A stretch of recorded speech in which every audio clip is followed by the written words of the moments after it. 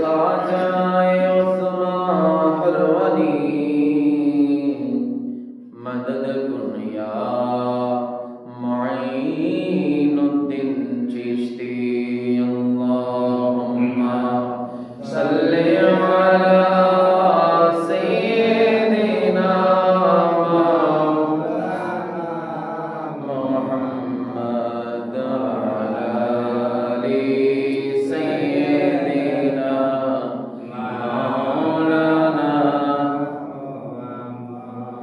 छूटे न कभी तेरा दामन या ख्वाजा मुईनुद्दीन हसन या ख्वाजा मुईनुद्दीन हसन अजमेर मुझे पहुंचा दे खुदा चादर में चढ़ाओ फूलों की फिर सदका करो अपना तन मन या ख्वाजा मुईनुद्दीन हसन या ख्वाजा मुईनुद्दीन हसन अल्लाहुम्मा सल्ली अला सय्यिदिना मौलाना मुहम्मद वअला आलि सय्यिदिना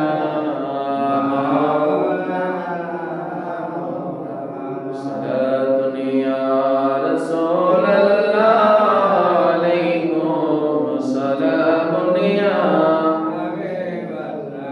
अलैकुम सलातुन या रसूलल्लाह अलैकुम सलामुन या हबीबल्लाह अल्लाह अल्लाह अल्लाह ला इलाहा अल्लाह अल्लाह अल्लाह ला इलाहा वल खैर सब कुछ जाने देख बाईद करीब गायब की खबर देने वाला वो अल्लाह का हबीब नबी जी अल्लाह अल्लाह अल्लाह ला इलाहा ओ अल्लाह अल्लाह अल्लाह ला इलाहा अकेला इलाहा इल्लल्लाह ला इलाहा ला ला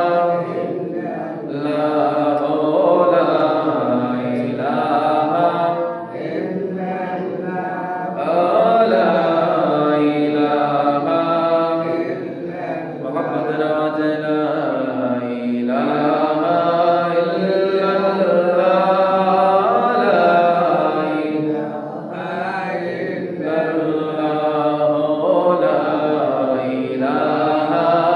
इल्लल्लाह ला इलाहा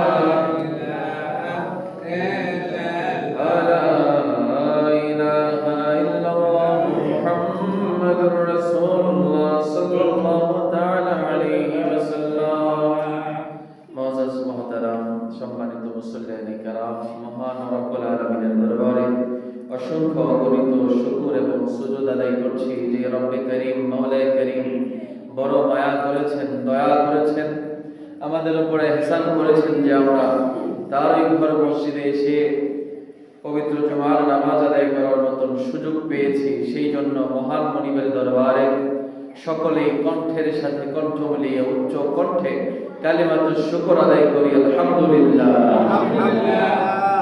অসংখ্য অগণিত দুরূদ ও সালাম সরওয়ারে কায়নাত দো জাহানের বাদশাহ रहमतुल लिल आलमीन शफीउल मुज़निबीन हशरेर मैदाने उम्मत के बचाने वाला तराने वाला नबी नूर नबीजिर नूरानी कदम मुबारके আল্লাহর হাবিব যেন আমাদের পক্ষ থেকে গোলামানা আশিকানা দরুদ ও সালামের নজরানা কবুল আর মঞ্জুর করেন সকলেই বলুন আল্লাহুম্মা আমিন সম্মানিত হাজিরিন, আজকে রজব মাসের 5 তারিখ, সম্ভবত রজব মাসের 6 তারিখে উপমহাদেশে যিনি সফল ইসলাম প্রচারক, যার মাধ্যমে ভারতবর্ষে বেশিরভাগ মানুষ মুসলমান হয়েছে, যার খেদমতের মাধ্যমে মহান আল্লাহর বুজুর্গ বান্দা আতায়ে রসুল খাজায়ে গরিবে নওয়াজ মুঈনুদ্দিন চিশতি সঞ্জেরি আজমেরি রাদিয়াল্লাহু তাআলা আনহু,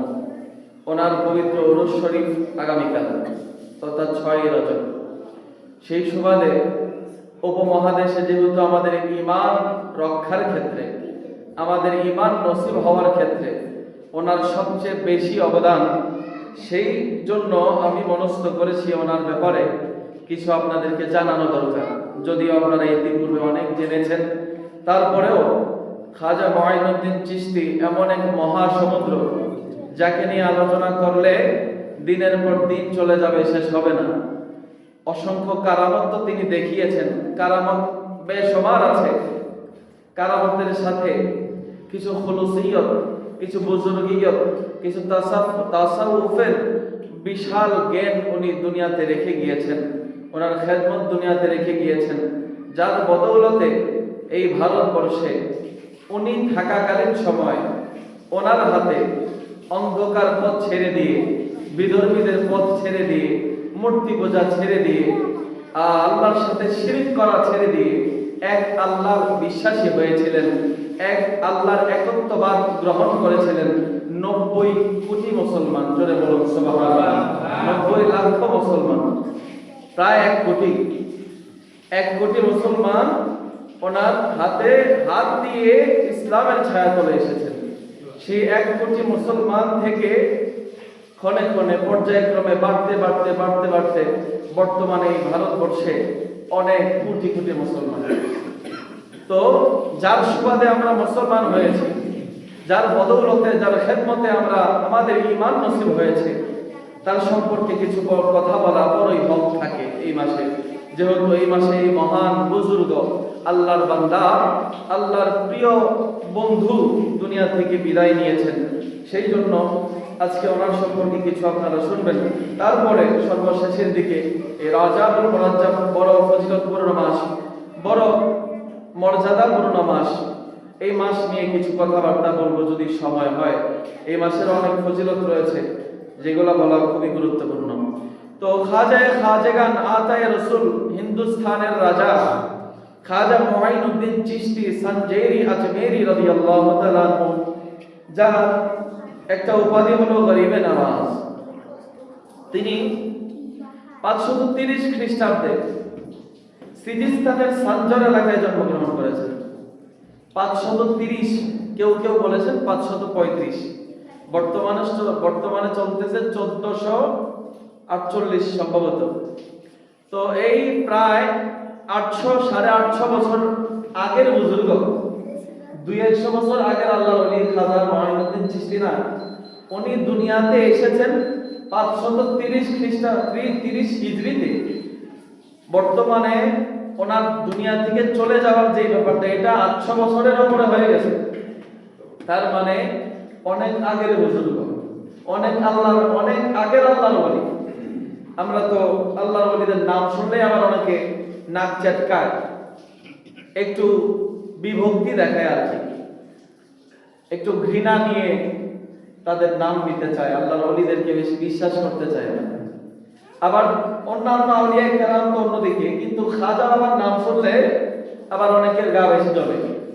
খাজা মুঈনুদ্দিন চিশতি কত বড় খেদমত যে ইসলামের করেছেন, দ্বীনের করেছেন, দ্বীনকে জিন্দা করেছেন।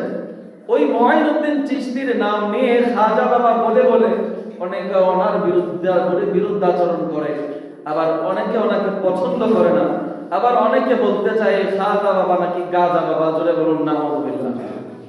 অনেকে আছে যে খাজা মুঈনুদ্দিন চিশতির নাম নিয়ে ভণ্ডামি করে, গাঁজা খায়, বিভিন্ন ধরনের অনইসলামিক কাজের সাথে সম্পৃক্ত, কিন্তু তাদেরকে হেয় করার জন্য, ঘৃণা করার জন্য আপনি খাজা মুঈনুদ্দিন চিশতিকে ছোট করবেন, এটা কখনো হতে পারে না।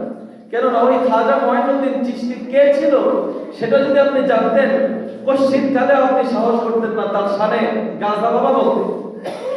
এই জন্য আমাদের উচিত কারো সম্পর্কে কোনো কুধারণা রাখার আগে, বাজে মন্তব্য করার আগে অবশ্যই তার সম্পর্কে জেনে নাও।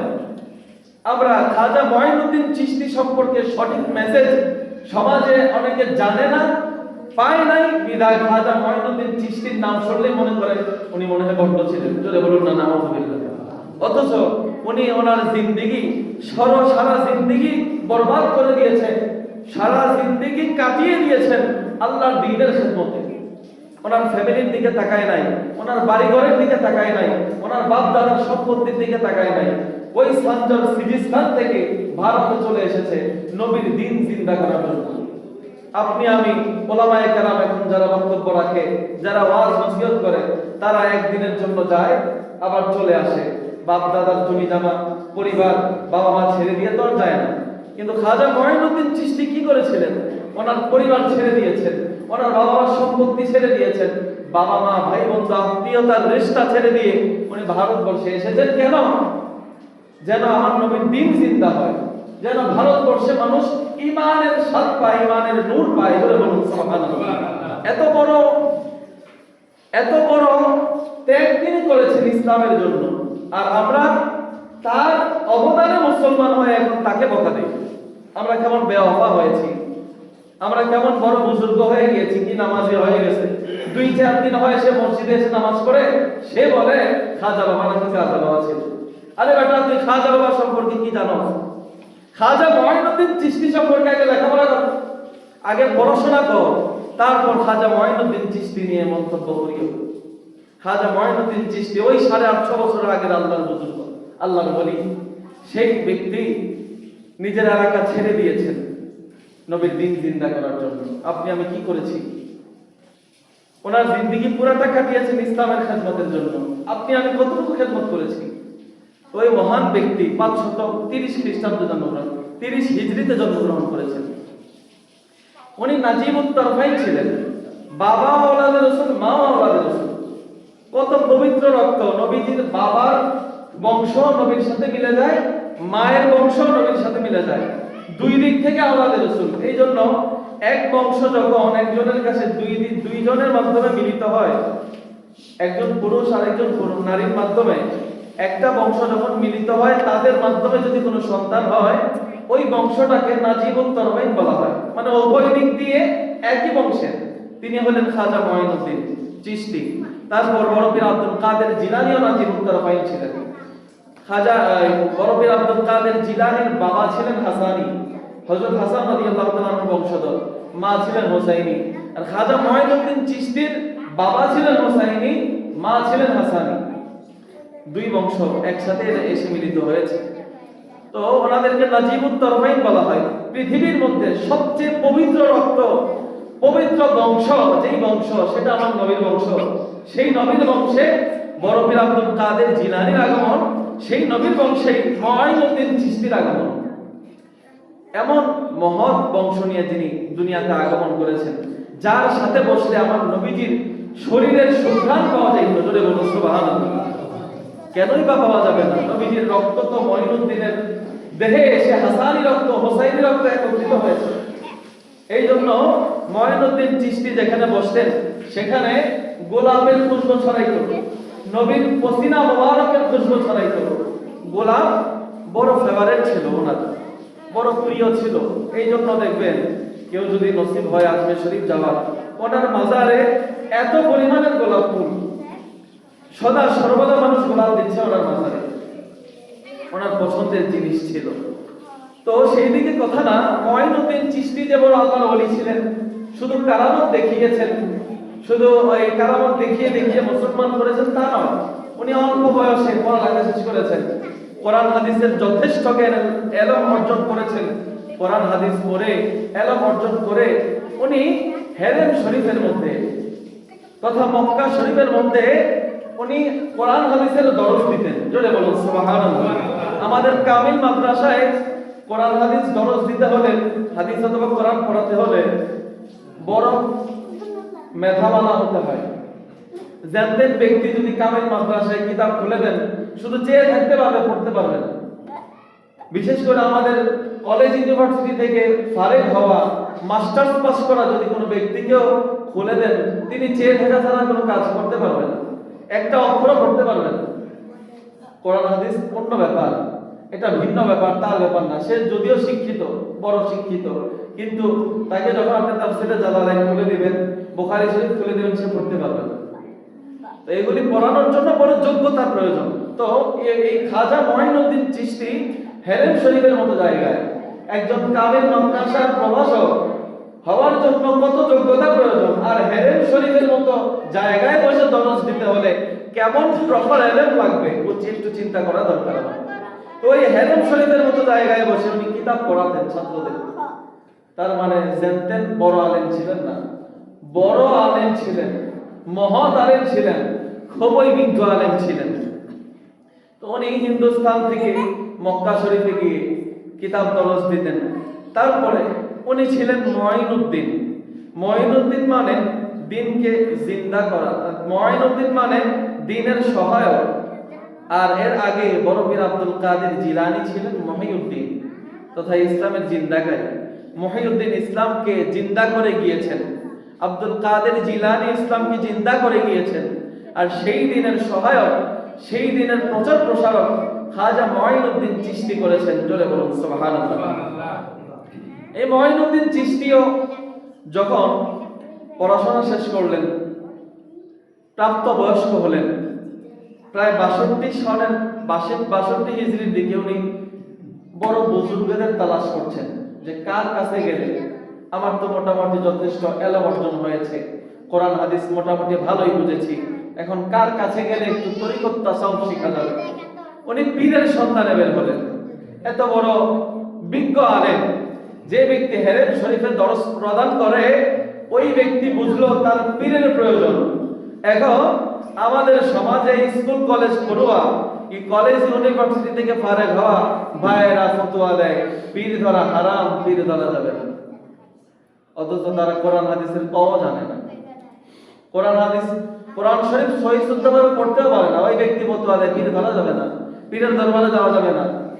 অথচ আল্লাহ বলে মা'আস সাদিকিন, তোমরা আমার সাদিকিন বান্দা যারা, আমার সত্যবাদী বান্দা যারা, আমার আউলিয়ায়ে কেরাম যারা, তাদের সাথী হও, তাদের কাছে যাও। সুবহানাল্লাহ সুবহানাল্লাহ। তো ওই খাজা মঈনুদ্দিন চিশতি এত বড় আল্লাহর ওলি, এত বড় আলেম, তিনি তার পীরের সন্ধানে বের হলেন। পীর খুঁজতেছেন, পীর খুঁজতে যাওয়ার পরে পীরের কাছে বায়াত হবেন, তা তো হবেন অবশ্যই, কিন্তু আগে দেখতে হবে পীর ঠিক আছে কিনা। পীরও পীরের মতো হতে হবে, মন্ডা মন্ডা হলে হবে না। পীরের দরবারে গেলে যদি বলে নামাজ লাগে না, রোজা লাগে না, আমার কাছে আসলেই হবে, এই পীর বাদ দিতে হবে, এই পীরের পক্ষে আমরা নাই। যেই পীরের কাছে কোরআন হাদিসের এলম আছে, যেই পীরের কাছে শরীয়ত রয়েছে, শরীয়ত ঠিক রেখে যেই পীর তরিকতের খেদমত করে, আঞ্জাম দেয়, আমরা ওই পীরের পক্ষে। যেই পীর বলবে যে নামাজ নাই, ওই পীরের সাথে আমরাও নাই। যেই পীরের কাছে শরীয়ত নাই, ওই পীরের কাছে আমরাও নাই। যেই পীরের কাছে নারী পুরুষ একসাথে, আমরা ওই পীরের কাছে নাই। বুঝতে হবে। আপনি পীরের দরবারে যাবেন, বলতেছে হুজুরে পীরের দরবারে যাইতে বলছে, আপনি জানতেন দরবারে চলে গেলে হবে না। দেখতে হবে কোন দরবার হকের পথে আছে, ইসলামের পথে কায়েম আছে, ওই পথে যেতে হবে। তো খাজা মঈনুদ্দিন চিশতি পীরের সন্ধানে বের হলেন। পীরের সন্ধানে বের হয়ে তিনি খুসরান চলে গেলেন। ওইখানে হারওয়ান শহরে একজন ব্যক্তি থাকতো ওসমান নামে, যার নাম পুরাটা ওই স্থানের লকব অনুযায়ী ওসমান হারওয়ানি, আমরা যাকে ওসমান হারুনি নামে চিনি। তো ওই ব্যক্তির, ওই আল্লাহর ওলির সন্ধানে গেলেন, ওনার খেদমত করলেন 20 বছর। ধরে বলেন সুবহানাল্লাহ। আল্লাহর ওলির খেদমত করেছেন 20 বছর। 20 বছর পর মঈনুদ্দিন চিশতির অনেক কিছু হাসিল হয়েছে। পীর বুঝতে পেরেছে আমার মুরিদ আর সাধারণ কোনো মুরিদ নাই, উঁচা মাকামে পৌঁছে গেছে। ওই মঈনুদ্দিন চিশতিকে নিয়ে গেলেন খানায়ে কাবার জিয়ারতে, হেরেম শরীফে নিয়ে গেলেন। মক্কা শরীফ, কাবা শরীফকে সামনে রেখে পীর দোয়া করে, ও আল্লাহ, আমার মঈনুদ্দিনকে আপনার দরবারে নিয়ে এসেছি, আপনি আমার মঈনকে কবুল করেন। তো আল্লাহর তরফ থেকে, গায়ের থেকে আওয়াজ আসে, ও ওসমান হারওয়ানি, তোমার এই ভক্ত শিষ্য মুঈনুদ্দিন চিশতিকে আমি মাহবুব হিসেবে গ্রহণ করেছি। জোরে বলুন সুবহানাল্লাহ। মুঈনুদ্দিন চিশতিকে আল্লাহ মাহবুব বানিয়েছেন, প্রিয় বানিয়েছেন, ওলি বানিয়েছেন। তারপর ওসমান হারওয়ানি উনি মুঈনুদ্দিনকে নিয়ে গেলেন নবীজির দরবারে, মদিনা শরীফ নিয়ে গেলেন। নবীজির দরবারে গিয়ে যখন হযরত খাজা মুঈনুদ্দিন চিশতি নবীজিকে সালাম দিলেন, আসসালাতু ওয়াসসালামু আলাইকা ইয়া রাসূলুল্লাহ, রওজা থেকে ওই সালামের আওয়াজ এসেছে। মুঈনুদ্দিন শুনেছে, ওসমান হারওয়ানি শুনেছে, ওয়া আলাইকাস সালাম ইয়া কুতুব আল আখতাব। জোরে বলুন সুবহানাল্লাহ। মুঈনুদ্দিনকে কুতুব আল আখতাব বলেছে আমার নবী। কুতুব আল আখতাব বড় মাকামের আল্লাহর ওলির মাকাম, দারাজাত। একই সময় কুতুবুল আখতাব 5 জন অথবা 7 জন থাকে। কুতুবুল আখতাবের যে এই 5 জনের লিডার যে ব্যক্তি, উনি গাউসুল আজম। 5 জন কুতুবুল আখতাবের লিডার যিনি, উনি হলেন গাউসুল আজম। তথা গাউসুল আজমের মাকামের সমপর্যায়ে কুতুবুল আখতাবের মাকাম। তো ওই খাজা মুঈনুদ্দিন চিশতিকে নবী কুতুবুল আখতাব মাকাম দিয়েছেন। তো নবী রাহমাতুল্লিল আলামিনের রওজা জিয়ারত করলেন। করার পর নবী রাহমাতুল্লিল আলামিনের দরবারে খাজা মুঈনুদ্দিন চিশতি ঘুমিয়ে গেলেন। ঘুমের ঘরে আমার নবী খাজা মুঈনুদ্দিন চিশতিকে বলতেছেন, ও খাজা, তুমি তো তোমার এলাকায় ছিলে এতদিন, এখন আমি চাই তুমি আর তোমার এলাকায় না থাকো, তুমি হিন্দুস্তানে চলে যাও। জোরে বলুন সুবহানাল্লাহ। খাজা মুঈনুদ্দিন চিশতি বলে, ইয়া রাসূলুল্লাহ, আমি কোনোদিন হিন্দুস্তানে যাই নাই, নামও শুনি নাই, কোন এলাকায় এটা, কোন দিকে আমি চিনিও না, জানিও না। ওই এলাকায় গিয়ে আমি কি করব? আমি কিভাবে টিকবো ওই এলাকায় গিয়ে? আমার নবী বলে, ও মুঈনুদ্দিন, আমি তো আদেশ দিয়েছি, তুমি ওইখানে গিয়ে কি করবা, কিভাবে থাকবা, কিভাবে তোমার প্রচার প্রসার হবে, এটা তো আমি নবী দেখবো, আমার তরফ থেকে আল্লাহ দেখবেন। জোরে বলুন সুবহানাল্লাহ। দায়িত্ব তো নবীর পক্ষ থেকে দেওয়া হচ্ছে। হযরত হাসান সানজেরি খাজা মুঈনুদ্দিন চিশতিকে দায়িত্ব দেওয়া হলো। উনি দায়িত্ব পেলেন, চলে গেলেন নিজের এলাকায়। গিয়ে ওইখানে বাসস্থানের সকল কিছু গুছগাছ করে রওনা হয়ে গেছেন হিন্দুস্তানের দিকে। হিন্দুস্তান তো চিনে না। আমার নবী ওই স্বপ্নের মধ্যেই কিভাবে হিন্দুস্তান যাবে, কোন জায়গায় গিয়ে উনি দাঁড়াবে, ওই জায়গার মাটি সহ দিয়ে দিয়েছেন। যদি বলুন সুবহানাল্লাহ। আপনারা মনে হয় পছন্দ হইতেছে না নাকি? আলোচনা পছন্দ হইতেছে না? না, আপনাদের কোনো আওয়াজ পাইতেছি না তো? সুবহানাল্লাহ বলতে বললেন। একজন কোরআন হাদিস প্রচার করার জন্য, ইসলাম প্রচার করার জন্য নিজের বাসস্থান ছেড়ে দিচ্ছে, বাড়িঘর ছেড়ে হিন্দুস্তানে চলে যাচ্ছে। কে? খাজা মুঈনুদ্দিন চিশতি। আপনি আমি কি করেছি? এই জন্য সুবহানাল্লাহ বলবেন, বলতে বলতে তো উনি চলে গেলেন। পথের মধ্যে নানান ওয়াকিয়া, নানান কাহিনী। চলে গেলেন ডিরেক্ট আজমিরে। আজমিরে আসতে আসতে ওনার সাথে 40 জন বুজুর্গ এসেছেন, পথে অ্যাড হয়েছেন।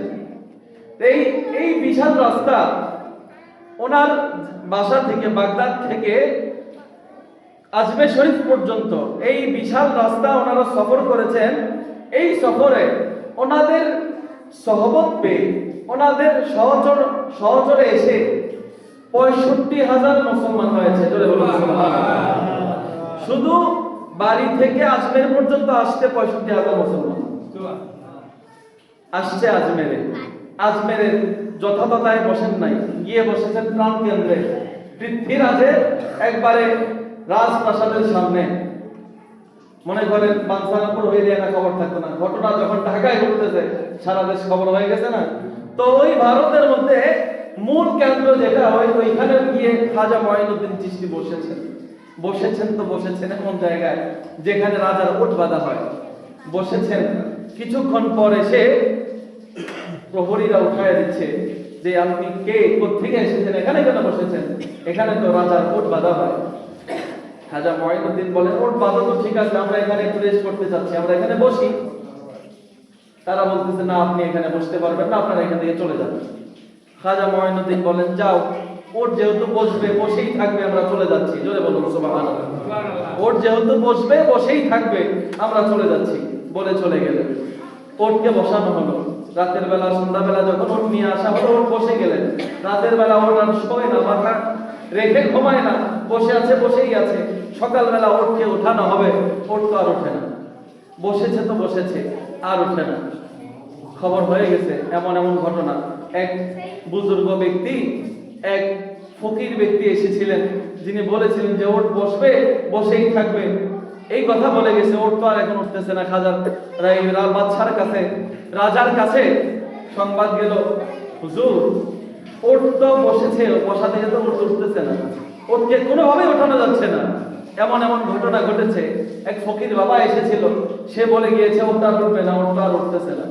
ওই রাজা চলে গেছে খাজা মঈনুদ্দিন চিশতির দরবারে, গিয়ে বলতেছে, হুজুর কি হয়েছে? বললেন যে আমরা এক জায়গায় বসেছিলাম, আপনার প্রহরীরা উঠিয়ে দিয়েছে, আমরা উঠে চলে এসেছি, আমরা তো কিছু করি নাই। রাজা বলতেছেন, হুজুর এগুলি উঠানোর ব্যবস্থা করেন, আপনি এখানে থাকেন, সমস্যা নেই। বলছে তো বলছে, উঠছে।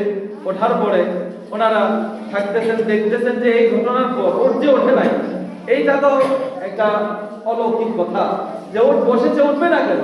তারপর আবার খাজার নির্দেশ হয়েছে, উঠে গেছে। এই ঘটনা যখন চারপাশে ছড়িয়ে গেছে, মানুষ তো আর আশ্চর্যের মধ্যে পড়ে গেছে, কি ব্যাপার, কে সে? মানুষ দেখতে যায়, দেখতে গিয়ে রব সুন্দর নূরানি চেহারা দেখে পাগল হয়ে যায়। জোরে বলুন সুবহানাল্লাহ। কিছু বলা লাগে না, চেয়ে থাকে, পাগল হয়ে যায়। খাজা কি বলে তারা বুঝেও না, কিন্তু তার জন্য পাগল, দলে দলে ইসলাম গ্রহণ করছে। এই জিনিস যখন, এই ব্যাপার যখন দেখতেছেন পৃথ্বীরাজ, সে আদেশ করলেন যে এই ফকিরদের জন্য, এই দরবেশদের জন্য পানি বন্ধ করে দাও, তারা যেন পানি না পাওয়ার পর চলে যায়। এমনি সরাসরি আর বলে নাই যে আপনারা চলে যান, পানি বন্ধ করে দিচ্ছে। খাজা মঈনুদ্দিন চিশতির খাদেম গেলেন পানি আনতে, পানি দিচ্ছে না, এসে বলতেছে, হুজুর পানি তো দেয় না।